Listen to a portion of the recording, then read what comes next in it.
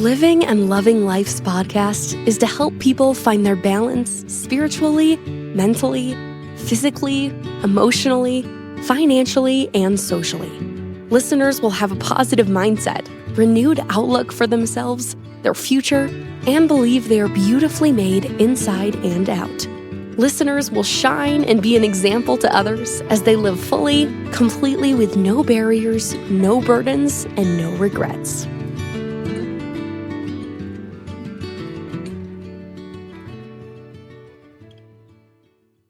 Welcome to Monday Motivations with Living and Loving Life podcast. Today we have an amazing guest today.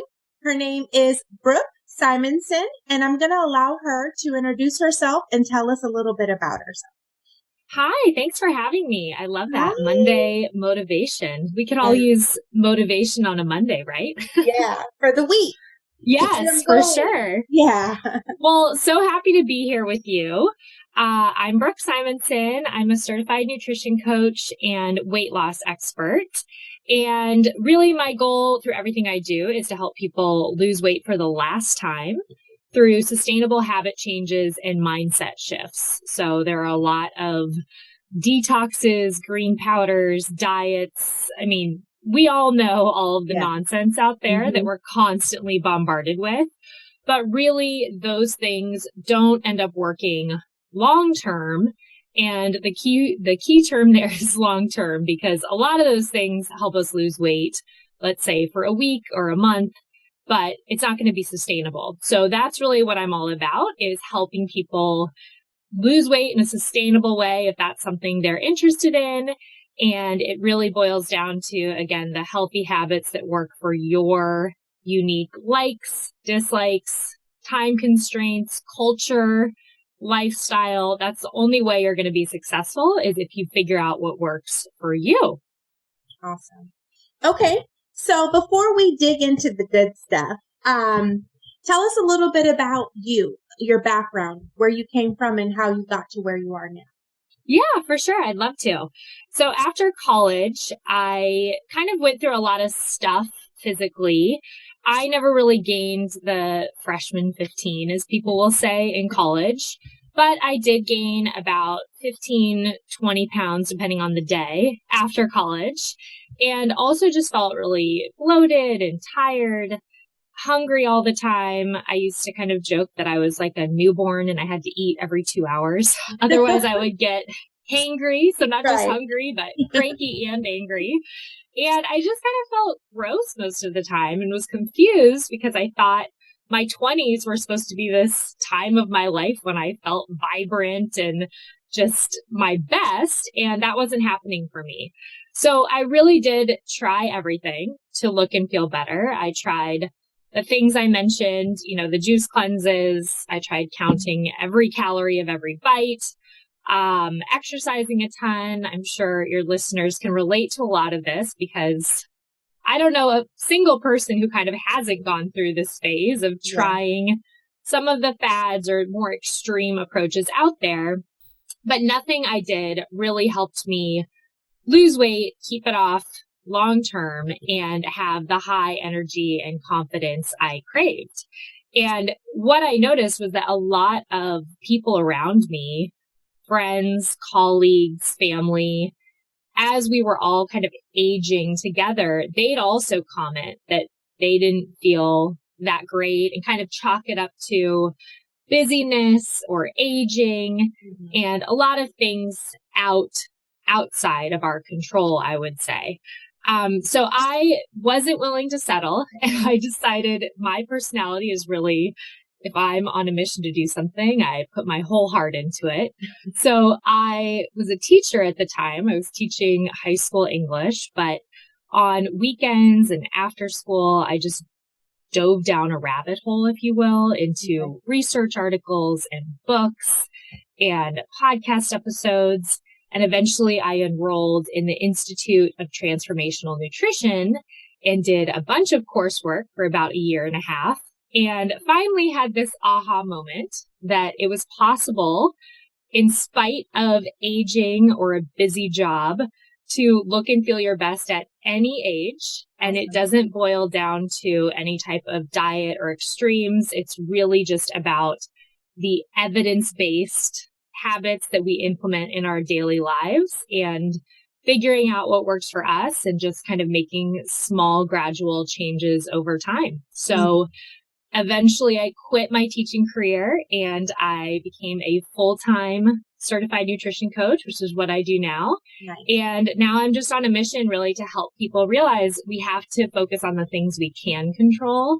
And once we start kind of shifting to that mindset, everything else can kind of fall into place and we're able to show up as our healthiest, most energized, most confident selves while enjoying all foods, while enjoying life and not doing any of these diets or extremes. Yeah. Okay. Awesome. So with the coaching, you've been doing this for some time now. Yes. Okay. So what do you see as some of the common misconceptions people have about weight loss? Yeah. So I think the first might be that weight loss requires some type of restriction or pain or misery. Often when a client comes to me, they've done these things in the past that have been kind of terrible in a way of, using an app and trying to figure out how to log. You go to a friend's house and you have dinner and they serve you a pasta and a piece of cake. And then it's, how do I log that into my fitness pal? And then it kind of sucks away the fun from that enjoyable evening because you're focusing on how many calories did I just eat? Or did I ruin the diet I'm on?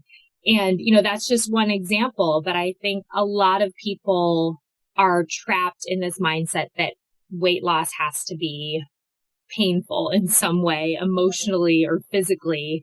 And that's not the case at all. I used to think that myself. So, you're not wrong if you're out there thinking that right now. But I really care so much about helping people realize that you can enjoy the pasta and cake that your friend serves. And then you can eat super nutrient dense things most of the time so that you allow room for these treats and indulgences here and there. And it doesn't have to be awful to the process of losing weight. I would say another really big misconception is that weight loss, the things you do to lose weight, you'll do for just a short time. And again, diet culture kind of teaches us this. So diet culture will tell us you do the Whole30 or you do the 10-day sugar detox. And then people are in this mindset that I'm doing something for 30 days or 10 days, and then I can go back to normal. Crazy eating. Eating the way I used to. And that's why people end up losing and regaining the same 5, 10, 15, 20 pounds year after year, because the misconception is that it's a short-term process. And really, I don't know if this is going to burst bubbles out there, but the things you do to lose weight initially need to be the things that you're comfortable doing forever. So essentially like a lifetime, like a lifestyle change. Exactly. Okay. And so there's not that message often that we have to change our lifestyle. It's just change for this quick period of time. But yeah, that's why it's so critical to figure out things that work for you, because you're going to be doing these things forever. I'm still doing the same things that I did when I initially lost weight today. I don't, 5, 6 years later. So it doesn't just stop after 30 days or 10 days. It's going to be a lifetime of these habits. So figure out ones that you're comfortable with and that you can, like you say, you can live and love life while you're doing these things. Yeah. Okay. So when they come to you and they're trying to lose weight and keep it off, is that why you say that the mindset is so important? Yes. Okay. Behavior changes, obviously very important, but one of the main reasons I've found that people are unsuccessful with the behavior changes long term is that they still have the dieting mindset Okay. So they're trying to adopt these lifestyle changes, but they're still telling themselves certain foods are bad, or diet starts Monday, or I fell off the wagon. And these are all of these phrases that we probably said ourselves, that our friends have said, and they're just kind of normal in society. But it's really critical to break out of the mindset of dieting and break into the mindset of healthy lifestyle changes. So I mentioned already labeling foods as bad, let's say. Let's break out of that and let's not see foods as good or bad. Let's not make it so black and white. Let's look at everything on a continuum where we're thinking, okay, this is less nutrient dense. This is more nutrient dense. So if I eat something that's less nutrient dense, how can I really fuel my body and give it the nutrients it needs later in the day with something that's more nutritious? And you're not good or bad for eating a cookie. A cookie is not a good or bad food. It's just less nutrient dense than broccoli, let's say. So let's just kind of balance everything out. So we're getting a lot of nutrients that will help us thrive. Okay. Okay. So that following up with that, would you say that's usually why people get stuck in that yo-yo dieting because of the mindset shift not really happening for them? Yeah, I think the mindset shift, and it really stems from the binge restrict cycle, I would say. So what Tell us a little bit about that. Yeah. So with dieting and, let's say labeling foods as bad. If you decide I'm going to lose weight and I'm going to do, I don't know, let's say keto, because that's a popular one. So then you've decided I'm going to restrict certain things. I'm going to restrict pasta, let's say, and potatoes, and I'm going to really cut back on carbs. So you're restricting, but you still want those things because pasta's delicious. French fries are amazing. Right. Nachos are one of my favorite foods. So you're restricting. For different people, it's a different amount of time. Maybe you can make it for 2 weeks. Maybe you can make it for 2 months, maybe even 2 years. But at some point, you're going to be at a Mexican restaurant with friends and they're going to order the nachos and you're going to just want them so bad. So then maybe you eat some of the nachos and you think, oh my gosh, I've been restricting these. These are amazing. And then it leads maybe to you getting kind of out of control or feeling out of control, where the one bite of nachos then led to pasta for dinner and then to ice cream and anything else you've been restricting. And then you get to the point where you think, oh my gosh, I've just fallen off the wagon. I've gone off my diet. I've eaten all of these quote unquote bad foods. Now I have to restrict again because I've gained 5 pounds. So I have to go back to restricting the things so that I can lose the 5 pounds again. And it's just this yo-yo over and over. Yeah. And it's, it's not serving you, that binge restrict cycle. It's not helpful. It's not productive, and it's not going to get you the results you want if you're looking for lasting results. In long term. Okay. Awesome. So if someone comes to you, and says, I've tried everything. This is crazy. Do you have such thing as can we do a peel or, a surgery? Is there such thing as the magic pill out there? Well, so the magic pill, as again, diet culture would want you to believe, is the fat burning tea or the supplement that they're selling you. And I would say none of those things are the magic pill as people would think, but there is actually a magic pill, which may surprise your listeners. And it's honestly just consistency. If you take one thing away from this, just think the magic pill is consistency. The more consistent you are with your healthy habits that work for you, the more successful you're going to be, period. So anybody you see, again, who seems like they've done it, they've made it, maybe somebody you're following, health influencers or people who are creating healthy recipes on Instagram, and it just seems like they've figured it all out. All they're doing behind the scenes is just staying consistent with the boring habits day in, day out. It's really not that sexy or glamorous as these pills and green powders make it seem. It's just sticking with the boring habit change consistently day after day. Okay, so let's talk about that because clearly I'm a life coach and I help people with self-confidence and self-love. And I feel like consistency needs to be in every aspect of your life, period. The consistent talking to yourself with affirmations and feeling good about yourself and keeping yourself in a positive mindset, which falls into this as well. Keeping yourself on a good, healthy living road, eating the right foods to keep you feeling good.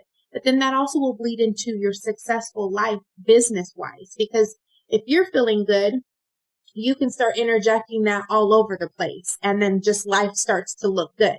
So I don't want to leave it with a boring habit. It's just you have to find what works good so that you're still enjoying life at the same time, but also being the best version of yourself at the same time. Totally. I agree 100%. And yeah, the reason I say the boring habits is just that resonates with a lot of clients because they're like, oh, wait, you mean that if I sleep, if I go for a 10-minute walk, these things that seem kind of too simple, or Right. maybe boring isn't the word, but it's like the things that seem way too simple are the things that actually work. Yeah. Not kind of the shiny objects out there. Or the extremes. Exactly. Right. So I couldn't agree more. It's kind of that idea I talk about of putting your own oxygen mask on first. Like you said, when you feel amazing, sometimes it can feel selfish doing these things when we have kids and we have a family and we have a career, but you will have so much more to give in every aspect of your life when you're showing up as your most confident, best self. So let's talk about that a little bit, because I do feel like even with me in my seat, the self-love, first thing people want to say is it's selfish to think about yourself. But let's think about our children. What child wants to come home into a negative mama? Or somebody that's like, good morning, you're home. Happy because they feel good inside and they can feel good inside for you. So I want to be very clear to the listeners. Loving yourself and putting yourself first and getting you in a space is not selfish. It's actually selfless because you're going to be able to help more people and be more positive around others. So please, please don't look at this as like a selfish thing. I'm taking time for myself. Please understand it is a necessity. We need that so we can be healthier and happier. Okay. So I just want to make sure that, our listeners, because it's huge. This first thing my clients always say, don't you think it's selfish when I'm taking time for myself? Right. And I'm like, absolutely not. We need that. We need that.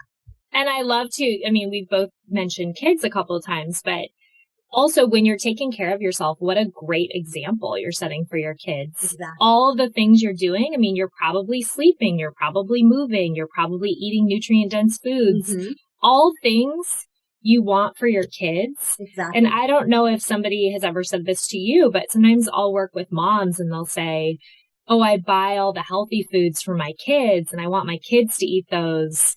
And, I prioritize their nutrition, but then we have this conversation about, you matter so much too, like your nutrition, So if we were to treat ourselves the way we treat others, the people we love most in life, how would our self-care look different? Yeah. And the thing, like you said, is the kids are watching. Yes. So that's great. You want them to be healthy and you're showing them, but what is your actions doing? Because if you're showing something different, they usually tend to go with more of your action versus what you say to them. Totally. Yeah. So just be very cautious of what we are doing and saying around our children because it matters and it matters for a long time for them. Okay. Sure. Awesome. I love that. Okay. So when we're dieting, why is it so important not to eliminate one of the, let's say, carbs? That's the first thing people want to throw out is carbs. Why is that important not to eliminate that completely? Yeah, it kind of relates back to that binge restrict cycle, but I would just say you don't have to come from this mindset of elimination. So I think it's so much more important to ask, what should I be eating? What are all the things to include, not all the things to restrict? Because I don't want to live a life where somebody's saying, don't do this, don't do this, don't eat this. And they're giving me a laundry list of all of the things I can't eat. And then again, we're in these social situations with our friends, and I am such a foodie. So much of my life revolves around, restaurant meals with friends, or, well, I guess more pre-COVID, but, Yeah. cooking for having these big meals, and it can be such a social, beautiful event. And then if we have this list of things we can't eat, it just feels terrible to I don't think you're living your life to the fullest, and you're just probably emotionally not in the best place if you're constantly restricting. So I think we're focusing on all of the things to eat, to include. How can we get as many nutrients as possible? And then we allow ourselves room some of the time for the treats and indulgences and, carbs, vegetables are carbs, right? Fruit are carbs. So when people are saying I'm not eating carbs, that's also a mixed message a lot of the time, because somebody probably is eating carbs, or maybe they're not at all. I don't know. There's so many different things out there, but we don't want to just label something like carbs as all carbs are bad. Again, everything's on a spectrum of more nutrient dense or less nutrient dense. Let's eat the things that are most nutrient dense most of the time. Okay. So can we leave them with a little secret with that? What would you advise? Just out of moderation, or what would you say generalize that somebody can kind of take from a little bit? Right. Yeah. And I think, eat everything in moderation is another really annoying phrase, because somebody will say, it is. I try to do that. I wish I could do that. Mm-hmm. So I would say the biggest, most game-changing thing you could do is to prioritize protein at every meal and snack. Okay. Protein is the most filling of the 3 macronutrients out of protein, carbs, and fat. So when you start to kind of center your meal around protein, you end up feeling fuller longer and less snacky and less kind of out of control when it comes to things like bread, pasta, sugary treats.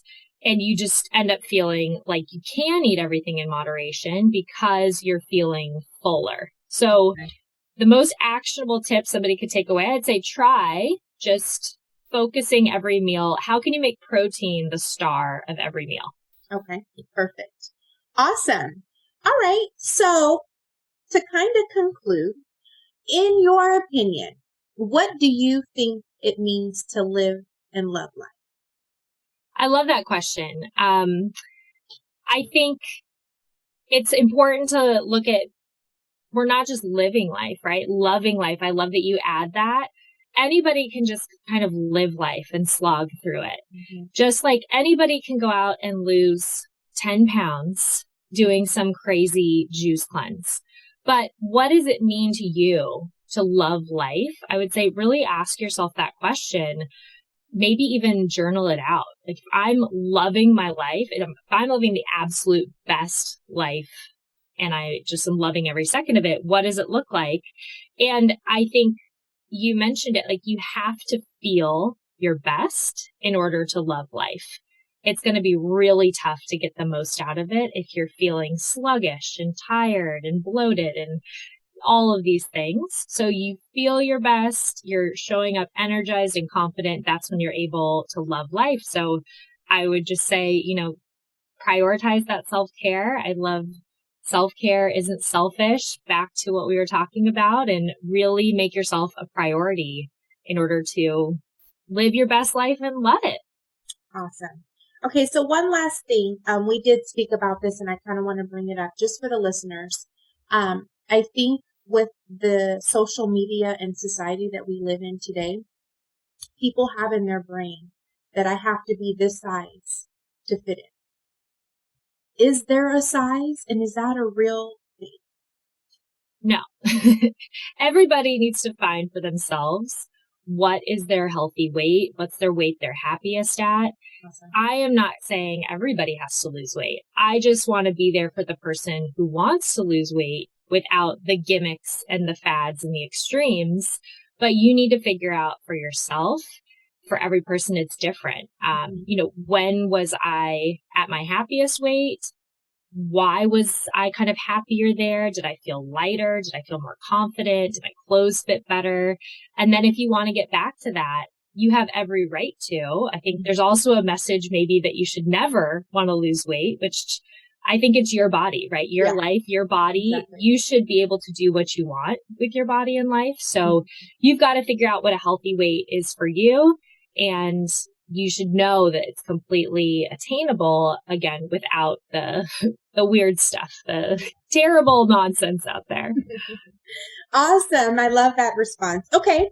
So do you have any new products or anything coming out right now that you would like to share with the listeners?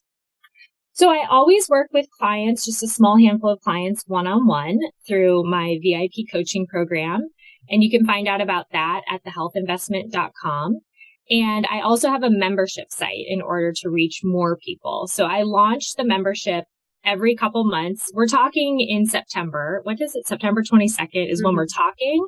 It's currently open for enrollment. It actually just opened today, and it's open for a week. And then it'll close, but I always have a wait list going, and I, again, open up enrollment every couple months. So I would say be on the lookout for that if there's something you're interested in. And I'm very active on Instagram at The Health Investment. Basically, The Health Investment is where you can find me, at my website or my Instagram. Awesome. Thank you so much. I think this is going to be helpful to a lot of different people. I appreciate your time. Is there anything else you want to say before we go? I don't think so. I think we touched on a lot, and I'm just very grateful for you having me here, Erica. Thanks so much. Thank you so much, Brooke. You have an amazing day. You too.